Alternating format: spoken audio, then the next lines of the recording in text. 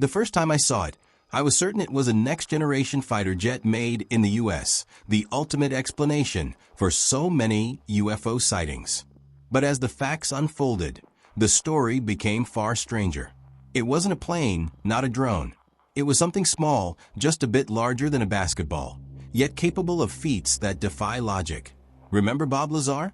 In 1989, he described an impossible alien reactor and was laughed at. 36 years later, a mysterious sphere fell in Colombia, and suddenly nobody was laughing.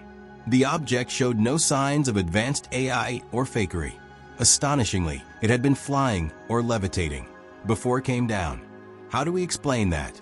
This sphere displayed properties that, by our current understanding of physics, shouldn't exist. Levitation, unconventional aerial behavior, movements that don't fit our models. Then came the detail that made skeptics pause. Its characteristics match, with eerie precision, earlier controversial descriptions, including elements Lazar mentioned decades ago. Coincidence? Or is something deeper at work? As researchers dug deeper, scientists revealed a shocking detail about what lay inside the sphere, a discovery that shifts everything. This wasn't merely a lost human experiment or a clever hoax. It was a finding with implications that could upend our view of technology, physics, and our place in the universe. Want to know what they found? Want to understand why this could rewrite our science books? And before we dive into the discovery, subscribe to the channel so you don't miss the next episodes of this investigation, the ones that might change how you see the world. In March 2025, the quiet routine of the small Colombian town of Buga was shattered by something that seemed straight out of science fiction. Residents lifted their eyes to the sky and witnessed a metallic sphere zigzagging among the clouds, moving in ways no known aircraft could. It stopped suddenly midair, shifted directions instantly, and then plunged toward the ground with such force that the earth itself trembled. That was when David VZ, on an ordinary afternoon with his metal detector, stumbled upon what would become one of the most extraordinary discoveries of our time. There, in the center of a perfect circle of dead grass, lay a flawless metallic sphere, the size of a basketball.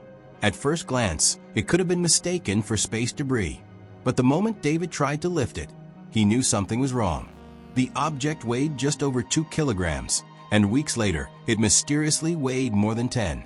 Objects don't gain weight on their own, but this one did. Scientists from the National Autonomous University of Mexico rushed to study it. What they uncovered sounded like pure science fiction. The sphere could reduce its own mass by 81%. It was as if it had control over gravity itself. And that was only the beginning. The soil where it landed remained sterile, unable to sustain life. This wasn't space junk. It was something far beyond. And that's when a forgotten name resurfaced, Bob Lazar. In 1989, Lazar shocked the world by claiming he had worked on reverse engineering alien spacecraft at a secret facility called S4, near Area 51. He described seamless reactors capable of manipulating gravity through a mysterious substance known as Element 115. At the time, his story was dismissed as fantasy. But now every detail of the Buga sphere seemed to confirm his words.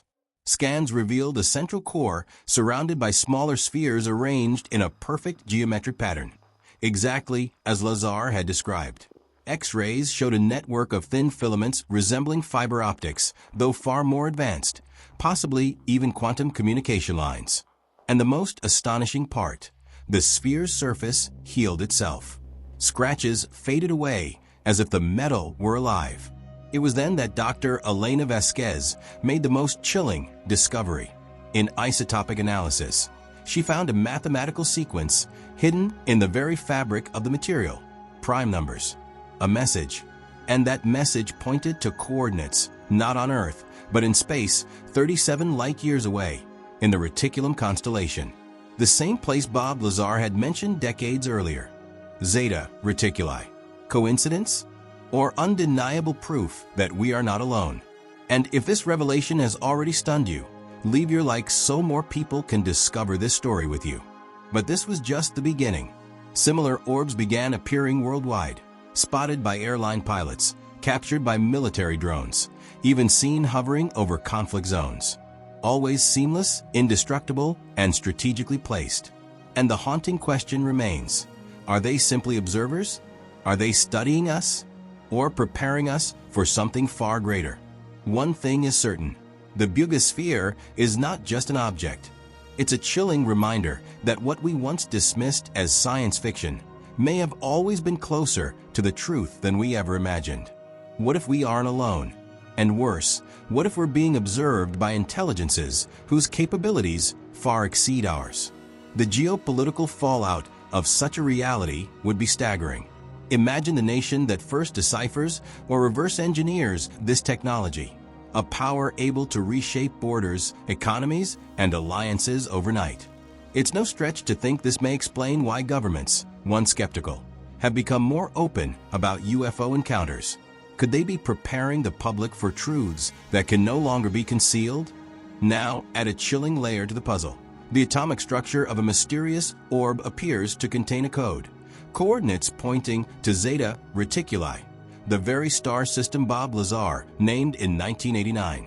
If genuine, what once sounded like fantasy suddenly becomes plausible. Lazar's claims of working with non-human technology at Area 51 would no longer be a mere fringe story. They would demand serious scientific attention. After months of analysis, testing, and heated debate, scientists released findings that may forever alter our worldview. According to Dr. Elena Vasquez's report, a study that shook the scientific community, the odds that the observed isotopic patterns are natural or coincidental are virtually zero, less than 1 in trillions. Someone or something appears to have deliberately encoded those coordinates into the very fabric of the orb at a quantum level. And that's not the only implication. The orb seems to be part of a broader, decades-long disclosure process. Consider the signs, rising reports of orbs, official agencies acknowledging unexplained aerial phenomena, and now physical evidence aligning with historic testimonies. It feels as though we are watching a slow, intentional unmasking, piece by piece, of a mystery originating far beyond our reach. The implications for government secrecy are enormous. If the orb is an autonomous probe using quantum communication to stream data back to its origin 37 light-years away, then every sensor reading, every environmental measurement, every human interaction could be transmitted instantly to distant intelligences. Surveillance then becomes more than metaphor. It becomes a technological reality. Even more profound is what this means for humanity's future. If we can understand and replicate the orb's technologies, we stand at the threshold of a fundamental leap. Gravity manipulation, effectively limitless clean energy, instantaneous interstellar communication, and modes of propulsion that would dwarf our present capabilities could all become realities within our lifetime.